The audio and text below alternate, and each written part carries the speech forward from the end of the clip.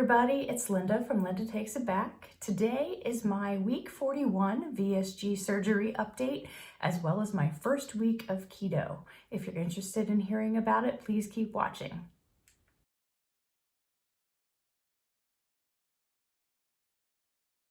So if you're new to my channel, hi, I'm Linda, and I had VSG surgery on May 17, 2019 to help with my chronic pain. I have fibromyalgia, which weight loss doesn't really help with that, but I have osteoarthritis and a bunch of other issues, inflammation that were really causing me a lot of pain. And I had the weight loss surgery to try to help that. Okay, so right now I'm hiding in my bathroom because my husband went to the gym and my kids are in like full lounge mode Saturday mornings, but I'm told them I'm filming and then I'm hiding in here. So if you hear echoes and stuff, sorry about that, but this is the only safe place. So you guys are propped up on makeup palettes right now, and it was a little crooked, so I had to like stick another one under the right side. Anyway, so let's talk about what brought me to start keto. If you saw my last week's video, I talked about that I had this weight gain a few weeks ago of about 5 pounds. And then I had my monthly cycle come. When I don't get my monthly cycle, I take continuous birth control pills. So I had an insurance issue with new insurance and couldn't get them. And there was a lapse, and no one wants that when you're taking continuous birth control pills. So I was incredibly bloated and I gained all this weight on top of the 5 pound gain. And I was feeling awful. And what I decided to do is my husband and I both decided to start keto because I've been kind of stuck since like November. I've been stuck at the same weight. So I decided to start keto to try to get a jump start, to reduce the cravings that I've had, and also to get a handle on my eating and my calories and everything. I have 3 months left before my year surgiversary from vertical sleeve gastrectomy. So I want to make the most of it. And I want to see if I can get down to the goal weight that I had in my mind of 150 to 155 pounds.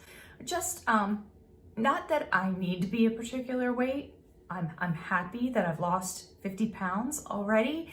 And I'm feeling so much better with my pain. But I've seen that around 2 years out, there seems to be a little bit of a bounce back and people gain around 10 pounds, 15 pounds, sometimes more. And I just want to get as low as I can in this time so that if there is a bounce back, I'm not really struggling with more pain again. So let me just give you my stats and let you know what's going on. I started the VSG process. It's a 6-month process at 217 pounds. My highest weight was 223 pounds. And when I got my surgery, I was 201.1. And then over the process of 9 months or November, so however long, 6 months, I made it down to 167. And I maintained that for a while. And then I had a bunch of things happen at the end of the year where my father-in-law passed away. I had gallbladder surgery. All these things happened and I gained 5 pounds in a few weeks. And that was kind of shocking that I could even do that. And I was having a hard time getting them off, and I was just trying to maintain to not gain any more. And then when the whole cycle thing happened, I went up to 174.4, and that was just crazy. So I made it down to 173.1 as of last week. And after a week on keto, I am 167.3. So I basically lost all of my regain in 1 week, and that's around 6 pounds. Sorry, I did not do the math before I started recording, but I'm very excited about it. I know that when you start keto, your body releases a lot of water weight, and I was drinking as much liquids as I can to try to replenish during the week. So let's talk about the week. I started last Saturday, and today is Saturday, and forgot, like almost totally forgot that we had a birthday party on Saturday. And the reason we started on Saturday was because my husband and I had a parents' night out, dinner out. You drop your kids off at the school for a few hours and you get to go out. And so Friday night, we went out to this really nice dinner with a friend of mine and had a good time. And I wanted to be able to have wine and enjoy. So we didn't start before that. We could have started a few days earlier. And I'm like, nope. And anyway, so we went out on Friday night, and then Saturday we started keto. And it's like 10:30 and this party's at 12:30, and all of a sudden I remember that, oh no, we have to go to Chuck E. Cheese today. So we got all the kids ready, and luckily I bought the gifts like during the week, so I didn't have to worry about that. And we went off to Chuck E. Cheese. But I was like, what are we gonna, we can't eat nothing there, basically. It's pizza, it's soda, it's gonna be a cake. So I packed a little box for both of us, and it was like spinach artichoke dip that I had in the house, cut up veggies, and some cheese, I think. And my husband, I gave him some roll-ups of cheese with prosciutto that I had in anything I had in the fridge because I hadn't done shopping yet. So that went fine because that was like a good enough snack, and we had something because we were there for like 3 hours. And then after the party, our friends asked if our daughters could come over their house for a play date. So we're like, yeah, because we were going to run to Costco, and they don't want to go to Costco unless we're buying stuff for them. So we were hungry, so we went to Chili's, and I wound up getting like the steak fajitas and just eating the fajitas. And honestly, the steak fajita at Chili's was like this big. It was all cut up steak. So of course I could eat a tiny portion because of my VSG surgery. And I think my husband got a burger and just ate the inside of the burger. And I brought a whole lot home, so I got to cut that up and kind of meal prep it for future, which was great because I had 2 more meals on top of that. So then we headed to Costco, and we tried to find things that would fit in our new diet. Some things that we bought were, they had like a cheese and salami little packs, and that actually came in really handy for my husband going into work. He was able to grab one each day and bring that in. We got their little packs of guacamole, and he could take that with vegetables and just have around as a snack. And I also bought their big package of sirloin, top sirloin, and I cut it up into smaller portions. And it's kind of amazing there because their sirloin is maybe like $20-ish, maybe $25. And when I counted it up, it was at least 6 meals. So it really paid off that's like less than $4 a meal. So it was amazing because we've just been cooking them and defrosting them as we go through the week. And the same with their chicken. I do the same where I defrost it and then I make several meals out of each packet. So that's been great. Trying to think of what else we did. Okay, so then that's the first day of keto, and that really doesn't count because you still have carbs in your body. You're still, feeling kind of normal and regular, and then day 2 hits and you're like, I don't feel so good. And I feel kind of crappy. And of course I experienced it more than my husband. I don't know. He just, he's done Atkins before. Like right when I met him, he had lost a ton of weight and he looked super hot. When I walked in to meet him and he stood up, I was like, is that the guy in the picture? I was like, wow, he's cute. He's still cute. But, so anyway, I'm off track. I'm thinking about my cute husband, sorry.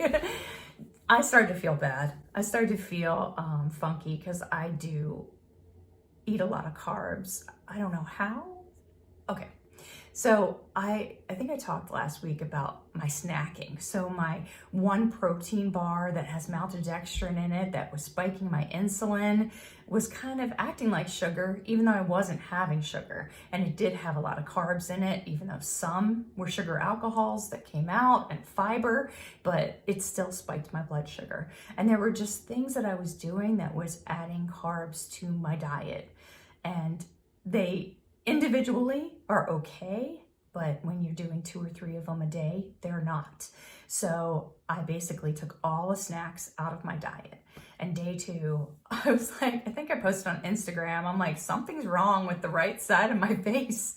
It just didn't feel like the left side of my face. It was just kind of operating on a whole different level.